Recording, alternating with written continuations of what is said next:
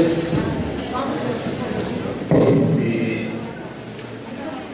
Lo primero es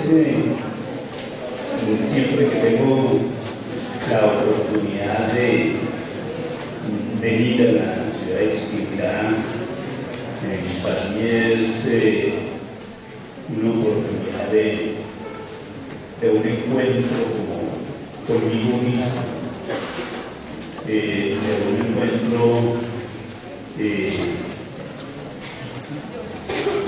con mis antecesores. Mis padres eran boyacenses, padre de Sogamoso y mi madre de Chiquinquirá. Entonces, siempre que llego aquí encuentro como ese ambiente, ese calor de familia. Vamos a dedicar un tiempo en el día de hoy a mirar unas cosas muy cortas alrededor de un tema que hoy es lo que está moviendo todo tipo de discusiones académicas, de discusiones políticas, que inclusive de alguna manera se ha centrado como un elemento determinante de las discusiones de la campaña presidencial que se inicia como una competencia donde hay una gran presencia de corruptos y una gran presencia de anticorruptos. Vamos a hablar de ese tema de corrupción y vamos a tratar de mirar el tema de la corrupción desde una perspectiva un poquito distinta de las anécdotas, que siempre es lo primero que nosotros encontramos en cualquier charla acerca de la corrupción. Vamos a tratar de darle a eso un marco, si se quiere, filosófico, a partir de la teoría de la complejidad. Como una herramienta de partida, yo voy a dejar esa definición, una definición como bien provisional acerca de lo que entiendo por corrupción. Esa definición a mí me está diciendo, en primer lugar, que los problemas de la corrupción no son problemas de manzanas podridas. Es decir, esa se volvió la argumentación central de las discusiones sobre la corrupción. No, es que hay unas manzanas podridas. Todo pareciera indicar que lo que se pudieron fueron los árboles, aunque pierden las manzanas. El problema es mucho más estructural. Vamos a trabajar con esa definición provisional. Es un sistema de comportamiento de una red en la que participan agentes con intereses particulares y poder de influencia para garantizar condiciones de impunidad, para lograr que un grupo investido de capacidad de decisión realice actos ilícitos que violan los valores éticos de honradez, probidad y justicia, o incurren en actos ilícitos que violan normas legales para obtener beneficios económicos, políticos o sociales en perjuicio del bien común. Nosotros allí estamos trascendiendo las definiciones tradicionales de corrupción, que siempre han mirado la corrupción básicamente como un problema económico donde las personas se van apoderando de determinados bienes, de determinados recursos para satisfacer sus propias necesidades. Lo primero que uno tiene que decir es que la corrupción no necesariamente implica la apropiación indebida de recursos. La corrupción puede simplemente determinar la utilización indebida de recursos sin apropiárselos, pero logrando una serie de beneficios propios o para terceros en esos usos de los recursos que no son los que se han establecido en el ordenamiento jurídico. Ese tipo de comportamientos recorre toda la sociedad. No me voy aquí a quedar en el asunto solamente una cuestión de carácter ilustrativo sobre algunos elementos del paisaje colombiano en términos de las prácticas de corrupción. Allí se han calificado, se han establecido como tres segmentos. Uno es la corrupción estatal, el otro es la corrupción privada y un tercero es la corrupción que se desarrolla por la integración del Estado en los particulares. Tenemos una serie de ejemplos. Yo no voy a hablar mucho de ellos. Quizás muestre algunos ejemplares solamente por ilustrar el asunto. ¿Qué hay en eso de la corrupción pública? Hemos oído hablar de muchas cosas: desarrollo rural integrado, Dirección Nacional de Estupefacientes, REFICAR, alimentación escolar, Transmilenio, Bogotá, educación en el departamento de Córdoba, Puerto, la Caja Nacional de Previsión, los manejos de las regalías, la Caja de Previsión del sector de comunicaciones, el Metro de Medellín. Es decir, es bastante surtido y ahí lo único que hay es algunos ejemplos. Yo voy a tocar marginalmente un ejemplo de corrupción en ese campo y lo voy a tratar alrededor de la utilización de desarrollo rural integrado. Es tal el nivel de carencia de valores democráticos en Colombia que nosotros podemos afirmar que nuestra democracia es una democracia de mercado. Nuestra democracia no se define en términos de políticas públicas, en términos de planes de gobierno, entre otras cosas porque nuestras políticas públicas básicamente están establecidas desde el exterior. La política fiscal del Estado está establecida desde el Fondo Monetario Internacional, la política financiera está determinada desde el Banco Mundial, y realmente lo que hacen aquí quienes acceden a los cargos del gobierno es disputar el ejercicio de un puesto de carácter gerencial para gerenciar las políticas que se establecen en otros lugares. La política ha sido sustituida en Colombia por la gerencia. Esa es una de nuestras grandes realidades. Pero esa estructura de la burocracia estatal se logra establecer a través de un sistema de mercadeo. No son campañas de ideas, son campañas de marketing. Quienes llegan a ocupar los máximos puestos en el ejercicio del poder o en el agenciamiento del poder en nuestro país son los que logran los mejores recursos en términos de marketing, no de propuestas, no de preocupaciones sociales. Y nos encontramos con una cosa supremamente interesante.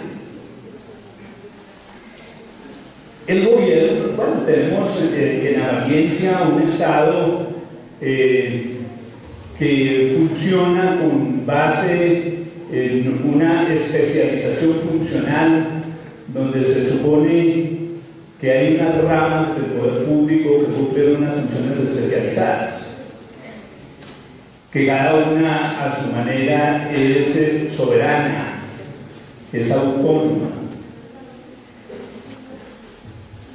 Y es increíble, pero entre las tres ramas del poder público termina estableciéndose una relación de mercado en relación con las decisiones que se toman para gobernar el país.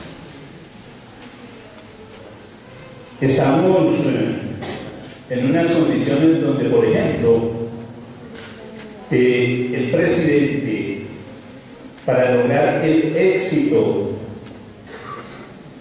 de sus proyectos de ley, tiene que pagarle a los parlamentarios. Les paga, les compra los votos, así como los parlamentarios a su vez los han comprado en las campañas electorales. ¿Y cómo se los compra? Tiene dos estrategias para comprar los votos de los parlamentarios, o tres estrategias para cooptar los votos de los parlamentarios. La primera se conoce con el nombre de la asignación de cupos indicativos, que se tramitan generalmente a través de desarrollo rural integrado. Entonces el Estado coge una gran porción del presupuesto y se lo asigna a los parlamentarios que votan positivamente sus proyectos para que ellos desarrollen unas actividades de inversión en las regiones en la que determinan quiénes son los contratistas y desde luego incorporan en el costo del desarrollo de esos proyectos su respectiva comisión, que normalmente ronda el 20%, no como dicen por ahí el 3%, no, normalmente menos. La segunda estrategia para comprar los votos de los congresistas consiste en asignarles instituciones públicas para que esos dirigentes políticos las dirijan a través de miembros de sus organizaciones políticas y a través de eso logren fuertes influencias en términos del manejo del empleo público y en términos de la ejecución de los presupuestos. No hay institución pública que no esté inmersa en ese tipo de regulación. Yo me imagino que una gran parte de quienes están aquí están vinculados, por ejemplo, al área de la contaduría pública y saben que la contaduría pública tiene un organismo público que tiene como función misional la administración de justicia ética para sancionar a quienes violen las normas legales. Esa es una institución pequeñísima. Su presupuesto apenas llega a los 4 o 5 mil millones de pesos al año. Y esa organización tan pequeñita tiene su ángel custodio. Es Ángel Custodio Cabrera, el senador de la U, que es el dueño de la nómina de la Junta Central de Contadores. que cobra comisiones a los contratistas de la Junta para que puedan estar laborando allí, y que controla la propia realización de las actividades de la Junta, por ejemplo, influyendo en cuáles son los casos que deben ser investigados y cuáles son los casos que no deben ser investigados, cuáles son los casos que deben ser archivados. Pero observen ustedes que el asunto es tremendamente problemático, sistémico, como lo vamos a mirar un poco más adelante. En términos de la corrupción en el sector privado, tenemos los paraempresarios, es decir, empresarios que funcionan en alianza con grupos paramilitares. Son supremamente fuertes en el sector de la salud, manejan diferentes empresas promotoras de salud que tienen la característica de que la mayor parte de sus afiliados son empleados de instituciones públicas. Y ustedes saben cómo funciona ese desastre de la salud, pero manejan otras cosas, los juegos de azar es otra de sus grandes fuentes, y la trasladación de servicios, por ejemplo, vinculados al plan de alimentación escolar. Tenemos otra área de corrupción, que es la alianza público-privada. Cuando se confusionan y cohechan funcionarios públicos e instituciones privadas para realizar actos de corrupción. Voy a hacer referencia igualmente a un único ejemplo. Si yo me pusiera a explicar todos estos, no nos alcanzaría la noche. Por eso estoy cogiendo unos así como muy puntuales.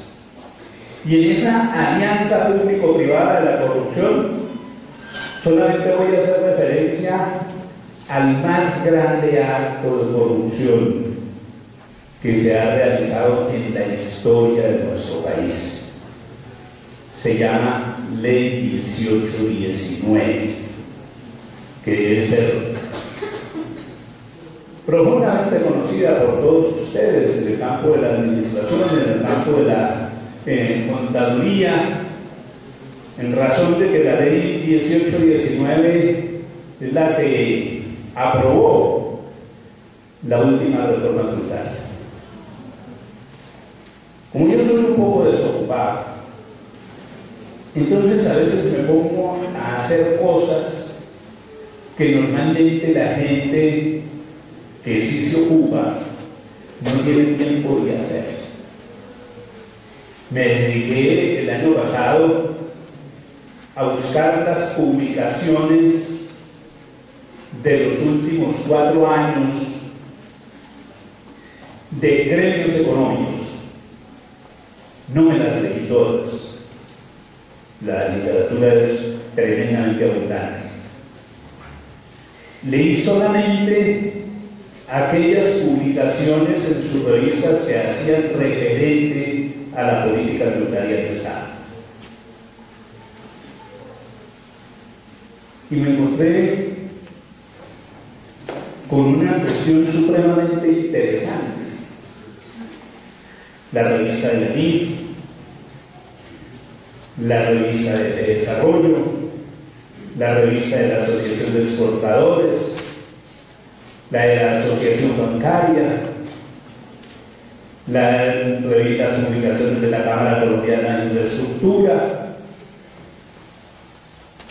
todas esas revistas que recogen el pensamiento de los empresarios colombianos incorporaron en todas sus publicaciones las consideraciones sobre lo que debería ser la reforma tributaria que llamaron estructural. La mayoría de la gente dice no es estructural. Bueno, de pronto fue estructural porque logró un cambio en las estructuras de la tributación en Colombia. ¿En qué consistió esa reforma tributaria estructural? El señor presidente, algunos de sus ministros, en especial el ministro de Hacienda, se reunieron muy frecuentemente con esas organizaciones, con esos gremios empresariales. Y fueron ellos los que elaboraron el proyecto de reforma tributaria.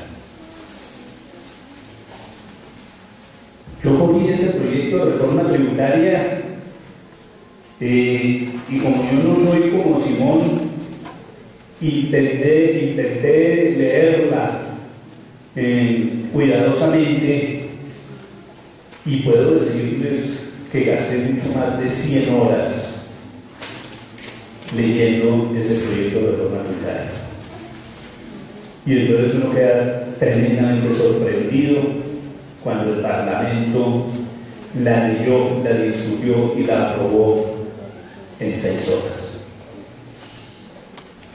En 6 horas. Nadie ni siquiera se lee. ¿Qué era lo que había ocurrido?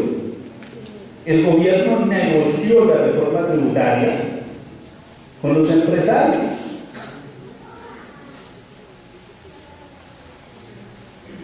Asignó los cupos indicativos a los parlamentarios y llevó el proyecto a que lo publicara, como se hizo. Solamente 2 cosas que estaban en el proyecto de reforma tributaria no pasaron o fueron objeto de modificaciones, solo 2 cosas. Una, por el interés de los propios empresarios, que era la intención de establecer una tributación sobre bebidas azucaradas. Y la otra, consecuencia de la acción social organizada, pujante de las mujeres, que constituyeron un movimiento que se conoció con el nombre de menstruación sin IVA y lograron que sobre los productos de higiene femenina el impuesto al valor agregado fuera reducido del pretendido 19% al 5%. De resto, fue la reforma que propusieron los gremios empresariales. Y eso uno lo verifica cuando hace análisis financieros de los efectos de la reforma tributaria. Es decir, cuando uno entiende que el problema del ejercicio profesional no es simplemente aprender a aplicar normas, sino que es la necesidad de conocer el impacto que esas normas tienen sobre la sociedad. La nueva reforma tributaria originó ingresos adicionales de esa fuente tributaria en un monto de 35.7 billones de pesos. ¿Y cómo les parece a ustedes? Anuales, ¿no? 35.7 billones de pesos anuales. ¿Y cómo les parece a ustedes que esos 35.7 billones de pesos anuales de ingresos adicionales al gobierno únicamente le entran 10.3 billones? Y uno se pregunta, ¿y qué pasó con los 25.4 billones de diferencia? Se aplicaron a disminuir la tributación de las empresas, fundamentalmente de las grandes empresas, que vieron reducida sustancialmente su carga tributaria y todavía lloran. La gran víctima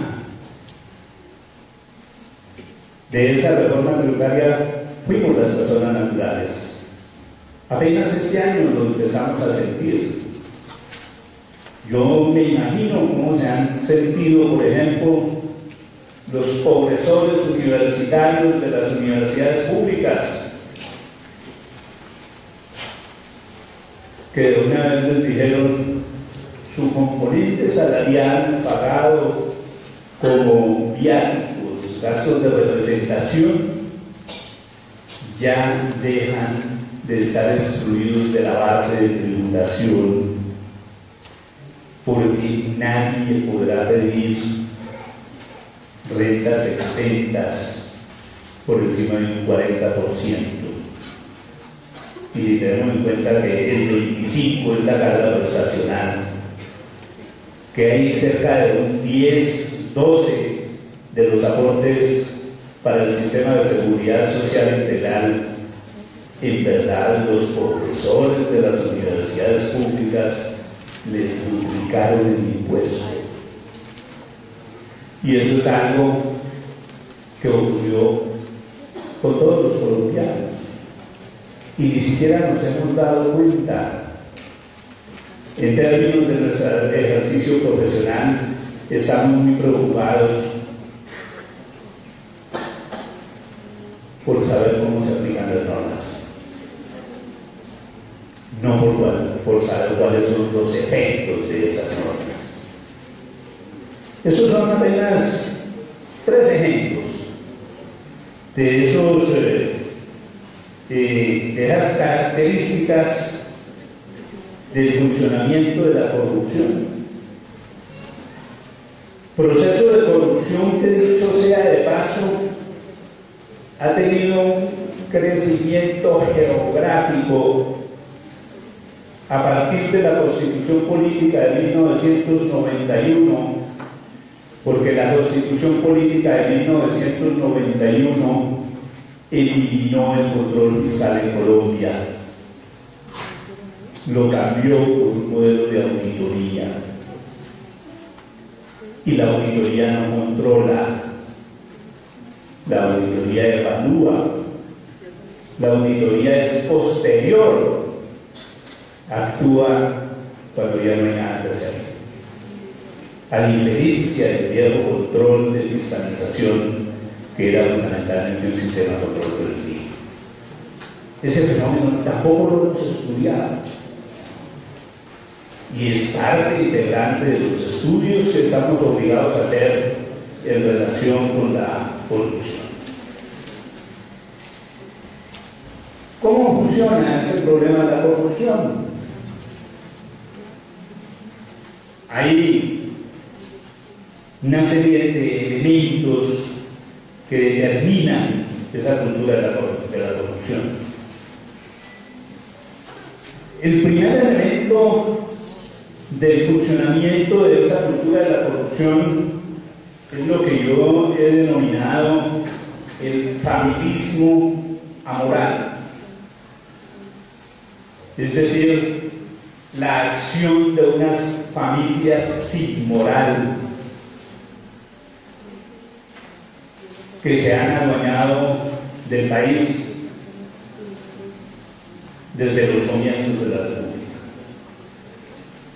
A veces emergen algunos circunstanciales nuevos, pero que también se perpetúan. Todavía estamos hablando de la perpetuación de familias que consideran el Estado como el feudo que actúa para satisfacer sus apetitos, en familias tan tradicionales como arboledas, como mosqueras, como hogandos, Ospinas, Lleras, López y los emergentes, Uriles. Siempre han utilizado el Estado como un caso, como una fuente de enriquecimiento. han manejado al Estado para que el Estado produzca decisiones que contribuyan a su enriquecimiento personal. Uno queda totalmente sorprendido cuando, por ejemplo, observa el proceso de traición que se está desarrollando en el Congreso de la República frente a los acuerdos de paz por parte de la clase política que no quiere que se realicen esos acuerdos de paz porque ven profundamente afectados sus intereses. Mientras se realizaban los procesos de paz, el Parlamento le dio trámite a una ley que se conoce con el nombre de Ley Sidres, que es una ley para legalizar la usurpación de tierras, la apropiación indebida de tierras que se hizo durante todo el proceso de la violencia a través de la promoción de los desplazamientos, de las escrituraciones forzadas y de otra práctica que no ha sido objeto de investigaciones, la asignación de baldíos. Uno queda sorprendido cuando, por ejemplo, coge estudios que casi no circulan sobre la propiedad de la tierra en Colombia y descubre que entre solo 2 individuos tenían el privilegio de tener la propiedad de más de 1 millón de hectáreas en Colombia. Los 2 individuos, uno debe ser muy conocido por esta región, el señor Carranza, el zar de las Esmeraldas, y el otro Álvaro Uribe Vélez. Álvaro Uribe Vélez, antes de ser presidente, se hizo tramitar una adjudicación de baldíos que solamente en el caso del departamento de Córdoba constituye la 4ª parte del territorio del departamento de Córdoba. Y cuando llegó a la presidencia ordenó liquidar el INCORA para que desaparecieran las evidencias de esos procesos.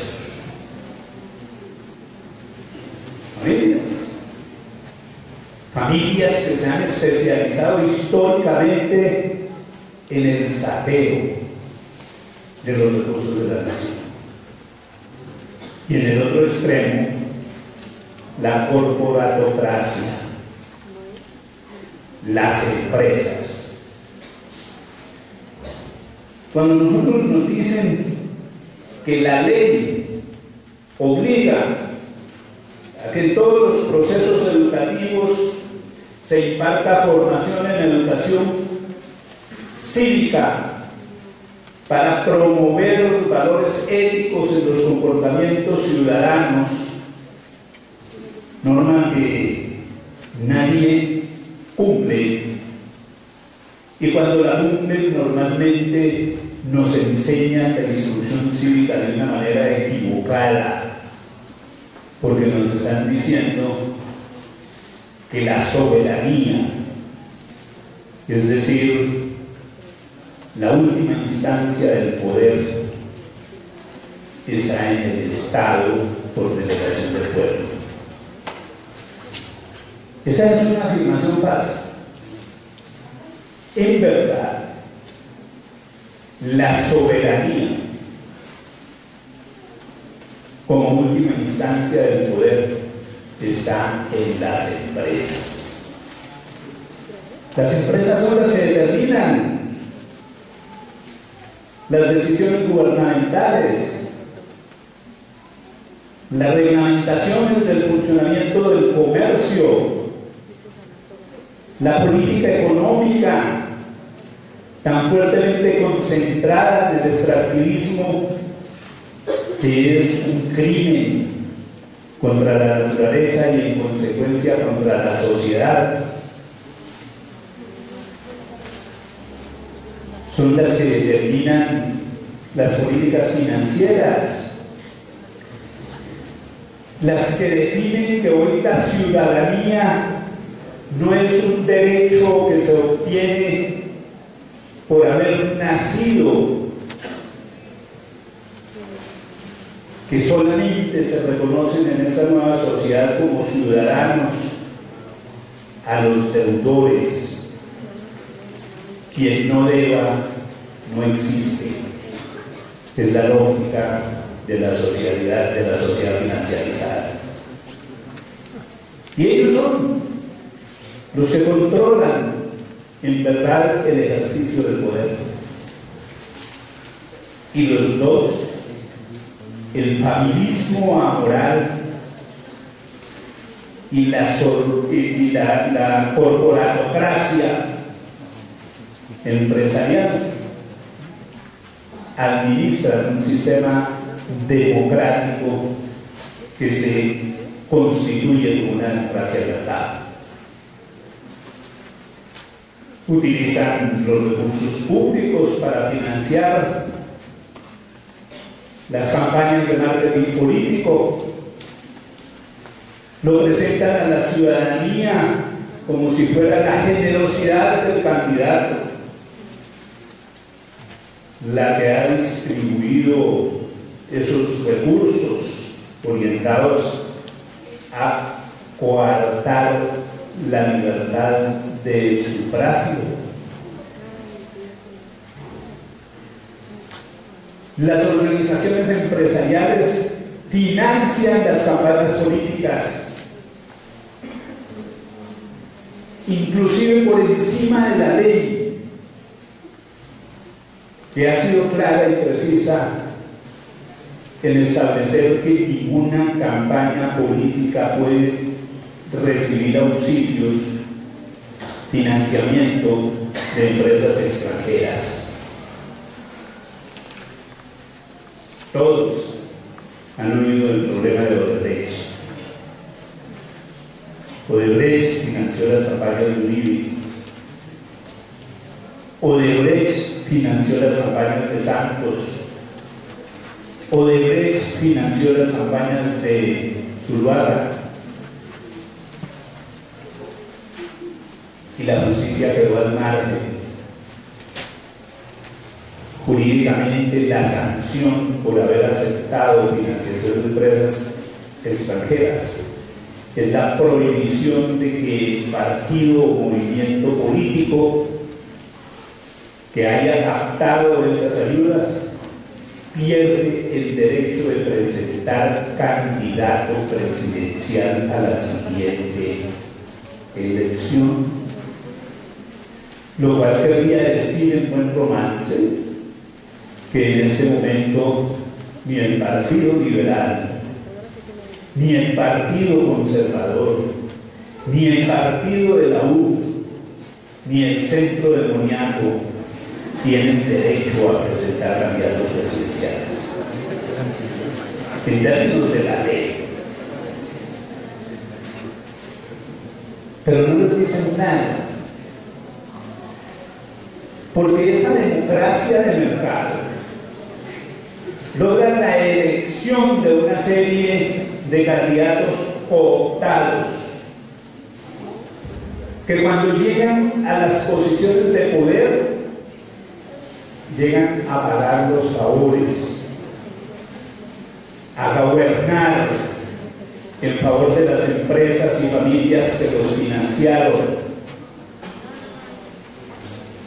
a emitir leyes para favorecer a esas empresas. Es cuando entendemos la lógica de las reformas tributarias, cuando entendemos la lógica de la financiarización de la seguridad social, en el sentido de que la seguridad social se le entregó a las instituciones financieras, fondos de cesantías, fondos de pensiones, recursos de la salud y ahora, en el cambio de modelo educativo, los recursos de la educación, porque la política es acabar la participación del Estado en la financiación de la oferta educativa y dedicar los recursos a la demanda educativa. Es decir, estudiantes estudien ahora y paguen después. Por eso el gran fortalecimiento, por ejemplo, del ICETEX como institución financiera y el debilitamiento de los presupuestos de las universidades públicas. Entonces, lo que aparece es un parlamento subordinado a la corporatocracia y el familismo moral, una administración clientelizada en la cual se localizan como altos funcionarios del Estado los altos ejecutivos de las empresas privadas, en eso que llaman la puerta giratoria. Van pasando de las funciones públicas a las presidencias de las más grandes corporaciones. Y desde luego, esto determina la emergencia de dos elementos tremendamente preocupantes. El primero, la justicia negociada. La administración de justicia entró en las leyes de la economía. Ya no se rige por el espíritu de la ley. La administración de justicia hoy se rige por la oferta y la demanda.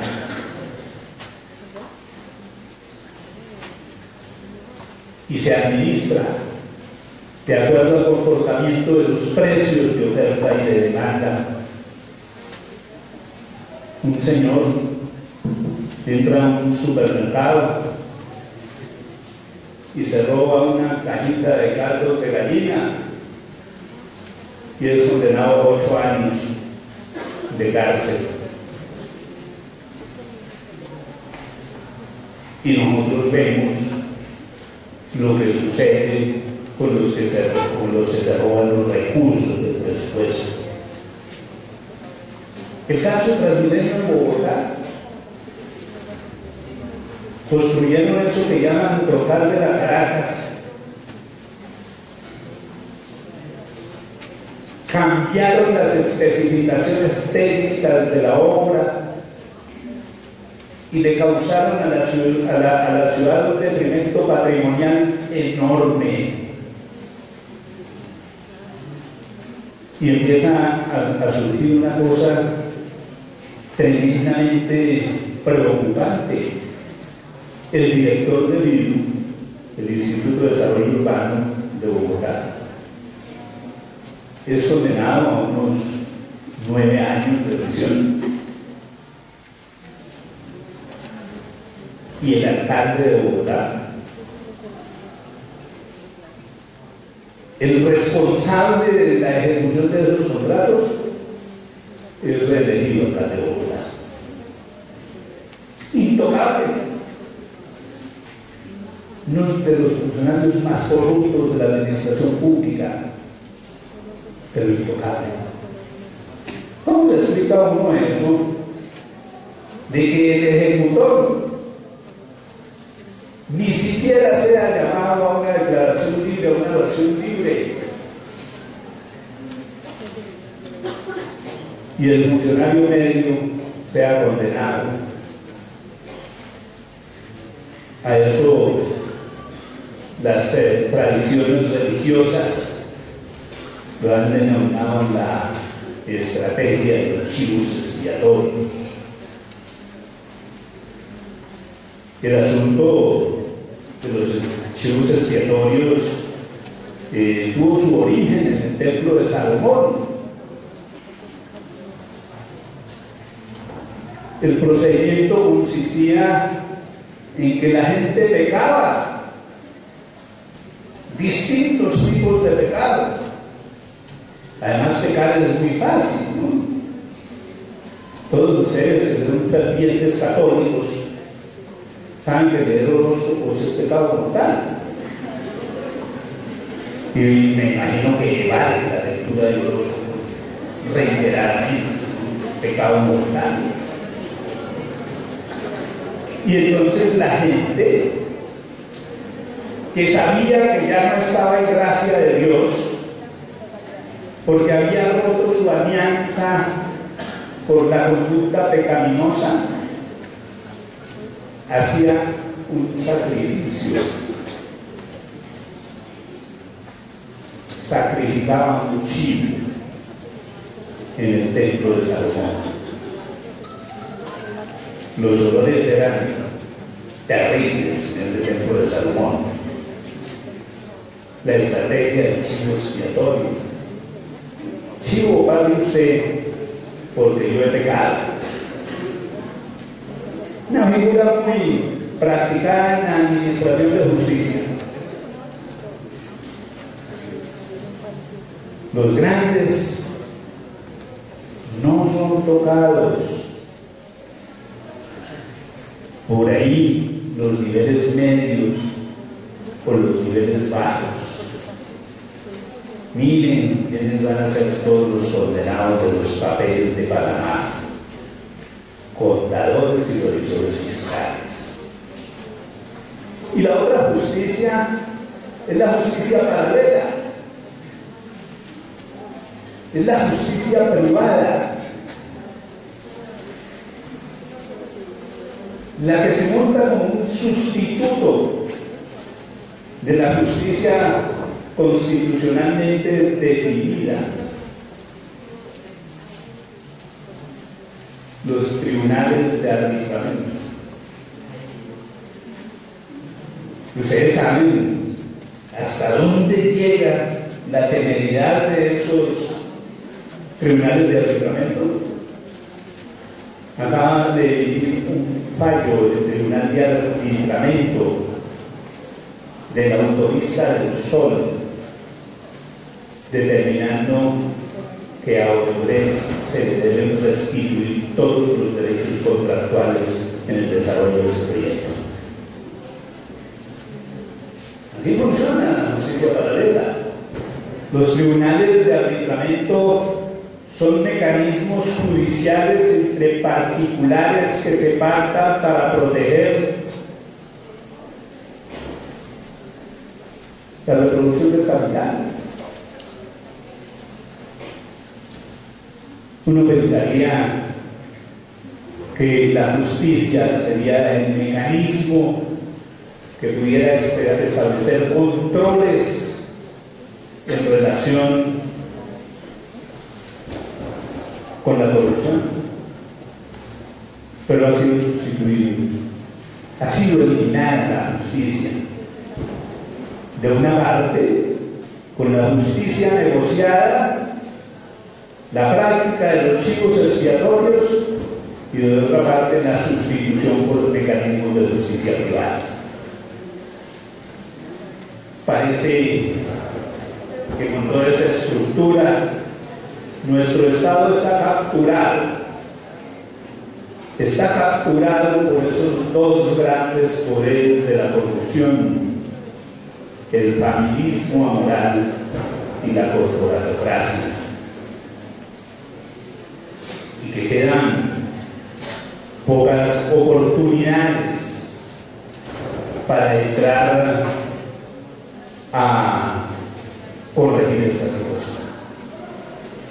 Pero déjenme utilizar algunos minutos para hablar de un aspecto supremamente especial: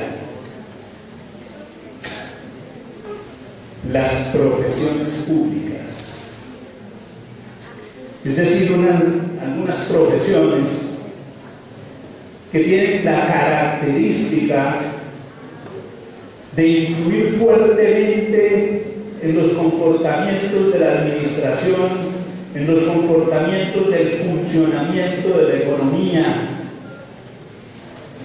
y que en alguna medida han sido llamadas a ser mediadoras en términos del control de la corrupción. Y me refiero fundamentalmente al ejercicio del derecho y al ejercicio de la contaduría pública. Hay un gran escándalo. Panama Papers. Hay que llamarlo así para que llame la atención. Aunque me imagino que mi pronunciamiento del inglés no debe ser muy adecuado, porque siempre me he caracterizado por tener un bloqueo ideológico al inglés. ¿Qué sucede con estas profesiones? Estas profesiones se han convertido en una palanca de la corrupción. Una gran firma de abogados de dimensiones globales fue la protagonista de los Panama Papers. La compañía se llama Mossack Fonseca, tiene sede en la ciudad de Panamá. La investigación sobre los papeles de Panamá la hicieron unos periodistas alemanes. Y uno dice, pero ¿cómo así? Alemania, Panamá.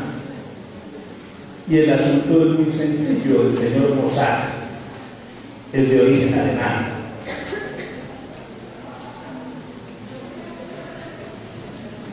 Heredero de agentes del nazismo. Y el señor Fonseca es un político panameño.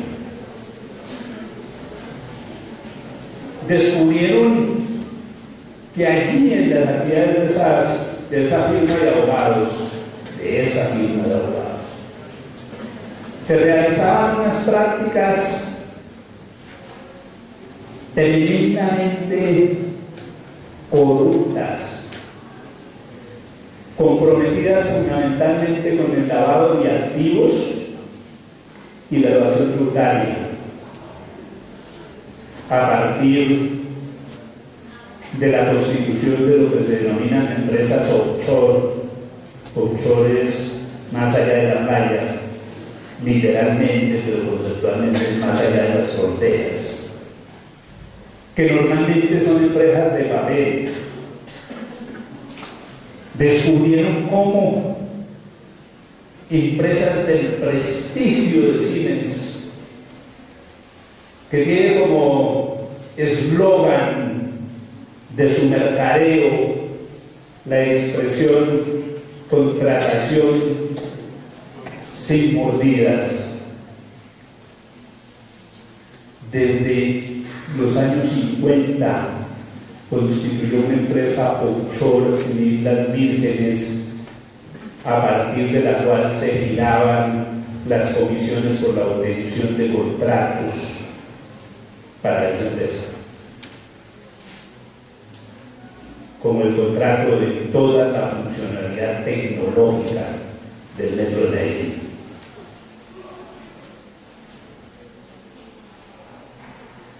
¿Quiénes son los contratos del metro de Medellín?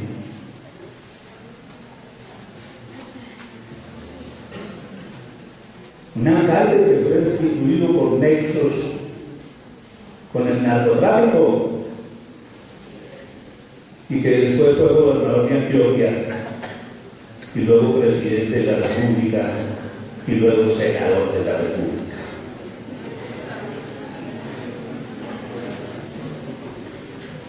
Esas empresas evaden impuestos. ¿Cómo?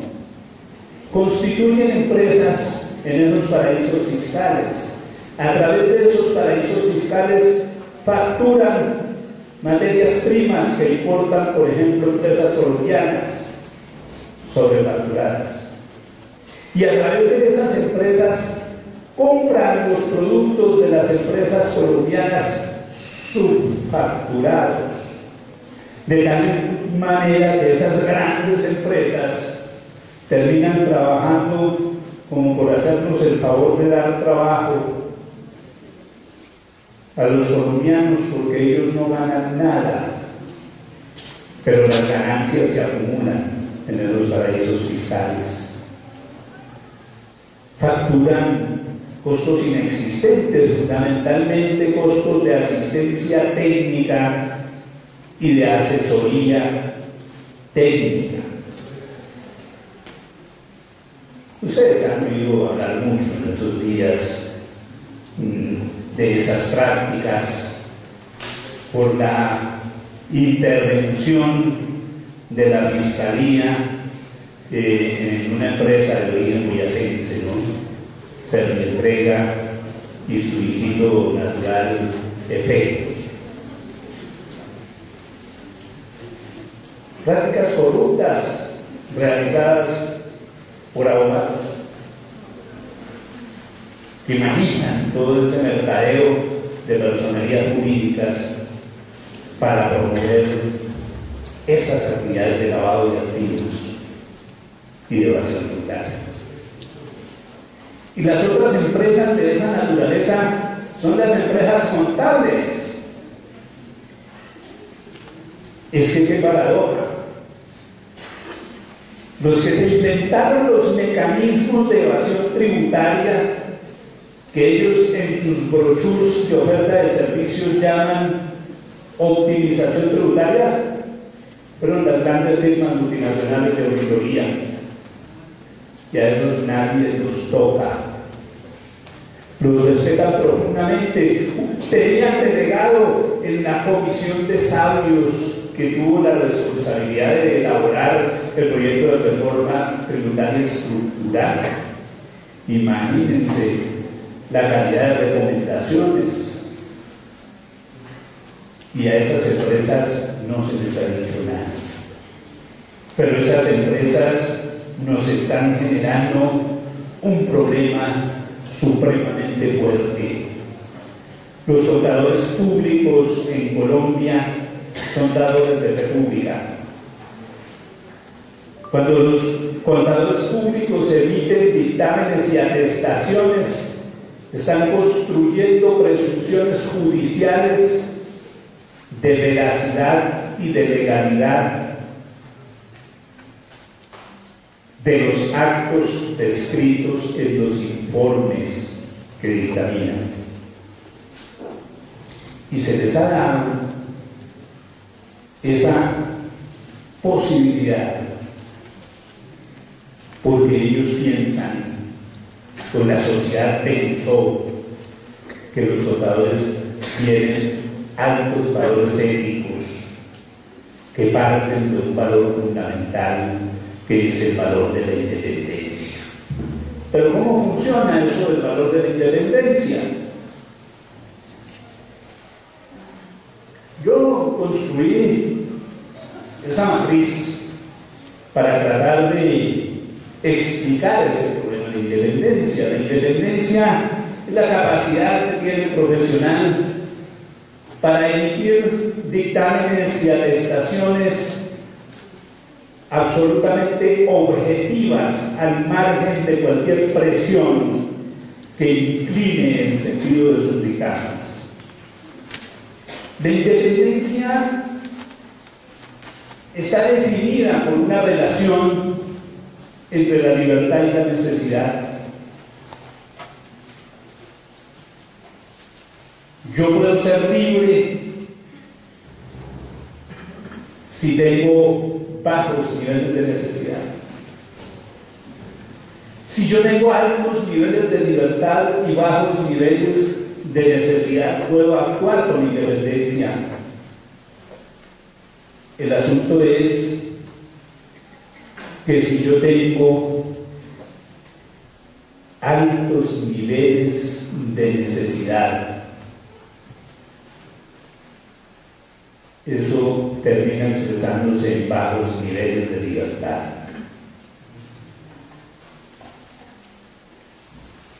Hay un ejemplo que yo voy a enunciar: devoluciones de IVA en exportaciones ficticias. Las exportaciones, ese negocio fue descubierto no por la DIAN, sino por el presidente Chávez.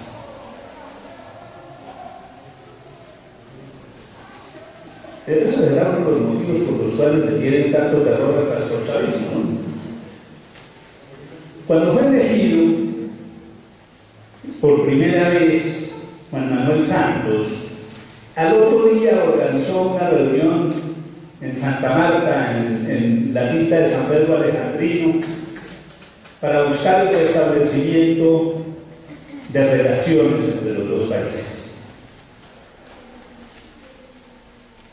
Santos dijo: yo no voy a llegar a las 12 en punto para que vea que me estoy muriendo del hambre y de establecer relaciones con él.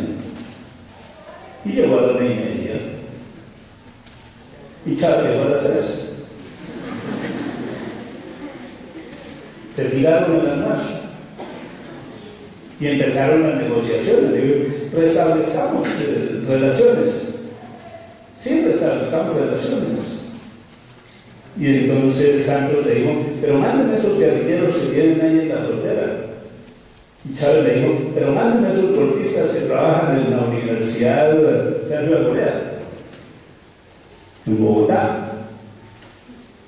Es decir, era la misma discusión que se había dado en el gobierno Uribe y que no iba a permitir que nunca se restablecieran las relaciones, pero tomaron una posición pragmática. Dijeron: metamos esos puntos en la agenda, es decir, no hablemos más de eso y restablezcamos relaciones. Y una vez Juan Manuel y Rafael Hugo Chávez Frías restablecieron relaciones comerciales y políticas, se volvieron los mejores amigos, y eso le dio autoridad a Santos para decirle: como ya tenemos relaciones, ¿por qué no me hacen un favor? Haga que autoricen los giros de las deudas de las empresas venezolanas con las empresas colombianas, que eso suma un poco más de $2.000 millones. Y Hugo, su gran amigo, le dijo: claro, Juan Manuel, de inmediato, previa auditoría. ¿Cómo así que previa auditoría? Le dijo: sí, es que hemos descubierto que los empresarios venezolanos hacen importaciones ficticias, tramitan los pagos a empresas colombianas y esos colombianos retiran su comisión y le depositan la plata a esos empresarios venezolanos en paraísos fiscales. Entonces, con mucho gusto le vamos a pagar previa auditoría. Dijo: ¿y sabe qué, Juan Manuel? Además, a usted le pide la devolución del IVA. Juan Manuel nombró una comisión para que investigara el asunto de las devoluciones del IVA en la DIAN, pero presumió que eso no iba a llegar a buen puerto y nombró otra comisión para que vigilara la comisión de la DIAN. Eso dio origen a un nuevo organismo de control que tiene por objetivo vigilar la administración tributaria del país. Una especie de Contraloría de la DIAN, pero como un organismo independiente. Y efectivamente se descubrió que eso era cierto y que las defraudaciones al Estado colombiano ya superaban los 2 millones de pesos. Y se descubrieron algunos de los responsables. Las operaciones se hacían fundamentalmente a través de Barranquilla. Uno de los grandes responsables hoy está preso y colaborando con la justicia. Le dicen el zar de la chatarra. Los otros responsables, como que los declararon inimputables, eran Tom y Jerry, los grandes emprendedores que llegaron menores de edad al Palacio de Nariño y salieron multimillonarios. Y se empezaron a castigar a la gente. 17 capturados. De los 17 capturados, 16 contadoras públicas. Y hago énfasis, contadoras.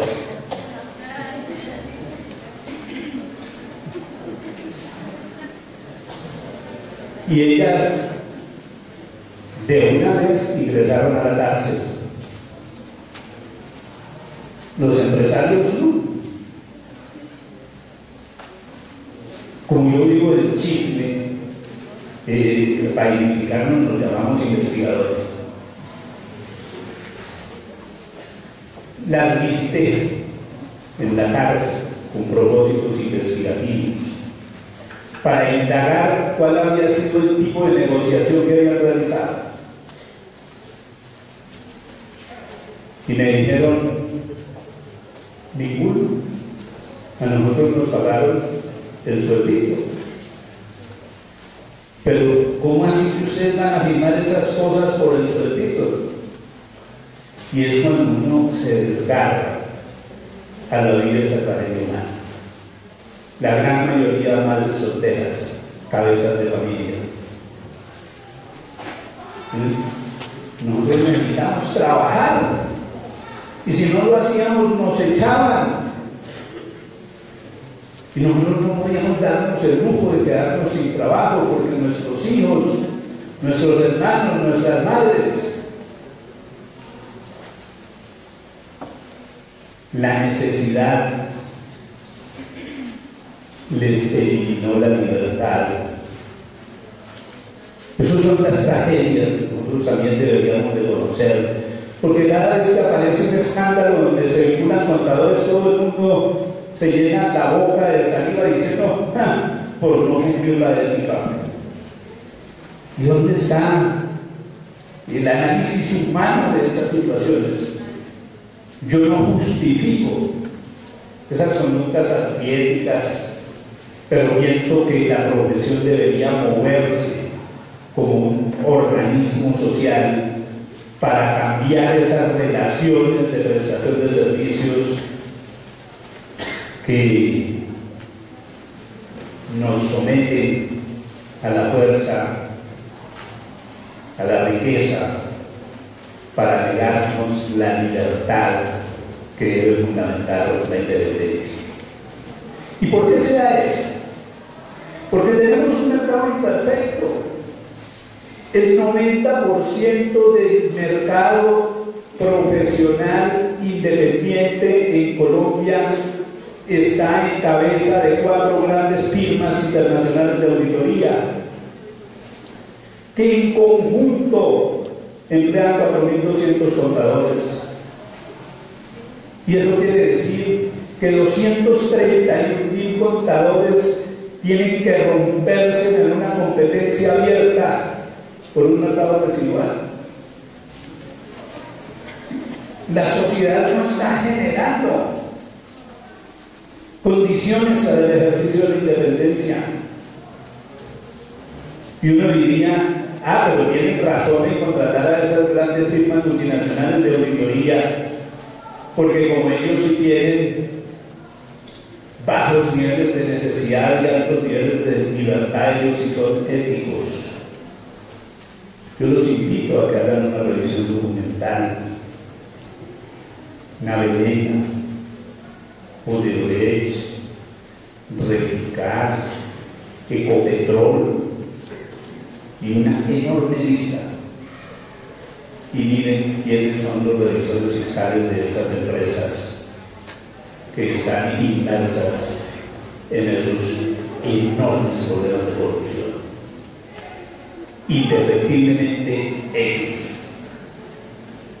Para ellos el prestigio de corruptos parece ser su mejor presentación de mercado frente a un empresariado también corrupto.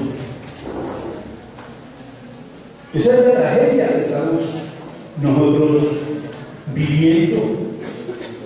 No podemos tener libertad por problemas de mercado. No podemos tener libertad por la conquista de nuestras cabezas que ha hecho la sociedad de consumo, que nos crea mayores necesidades o mejor, que sustituye los deseos por necesidades, o las necesidades por deseos, impulsándonos a un consumo sin fin. Uy, qué tal una niña ir a 2 fiestas con el mismo vestido. Tiene que comprar un vestido para cada fiesta. Por eso ahora los venden desechables, de papel y de distintos sabores. Regulación. La regulación que a nosotros nos están estableciendo nos niega la libertad. Tienen que usar estándares internacionales, y los estándares internacionales de información financiera son una estrategia internacional de la corrupción que se orienta a producir información sobre sueños, sobre ilusiones y no sobre lo que hacen las empresas.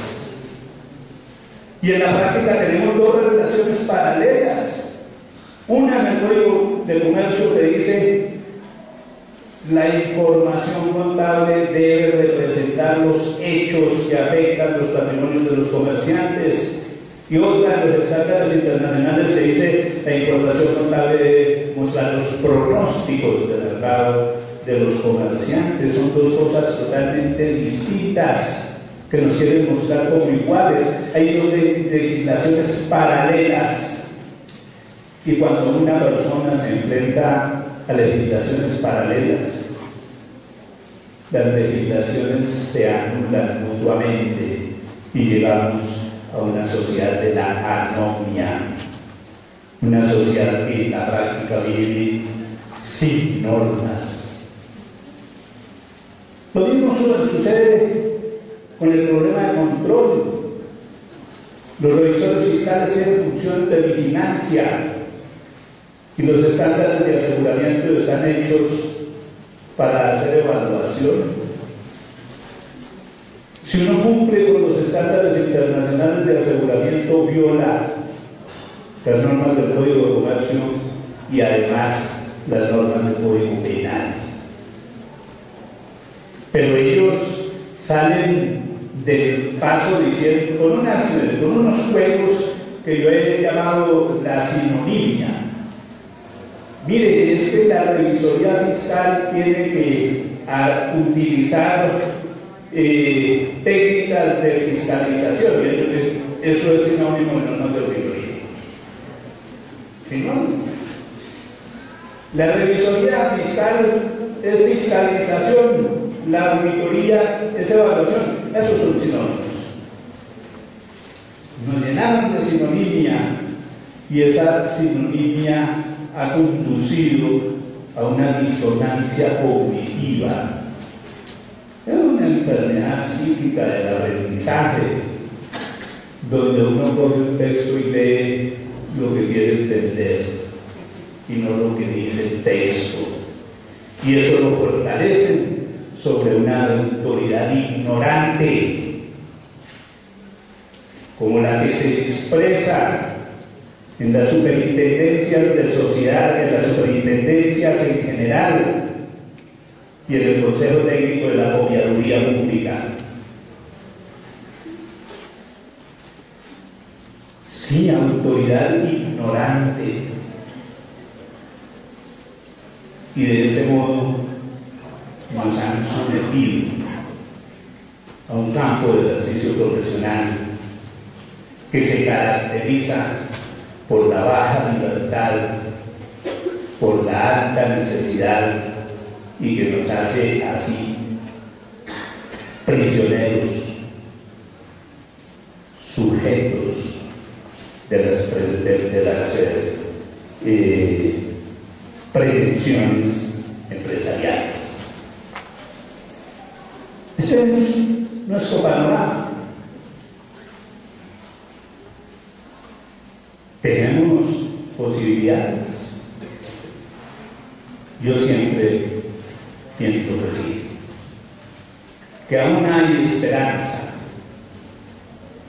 No una esperanza en el sentido religioso, fundamental en la promesa de otra vida, sino una esperanza definida como una construcción social que reivindique nuestros derechos, que nos permita la participación, que reconstruya la democracia para establecer una nueva sociedad.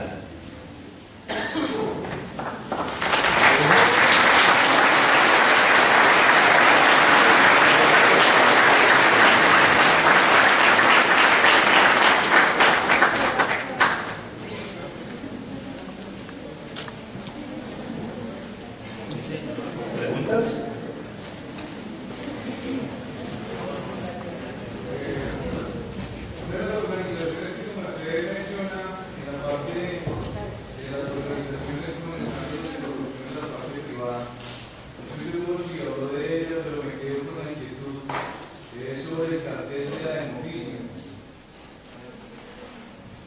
Sí, lo que sucede es que yo les comenté que yo no iba a profundizar en toda la casuística porque no nos alcanzaría la noche.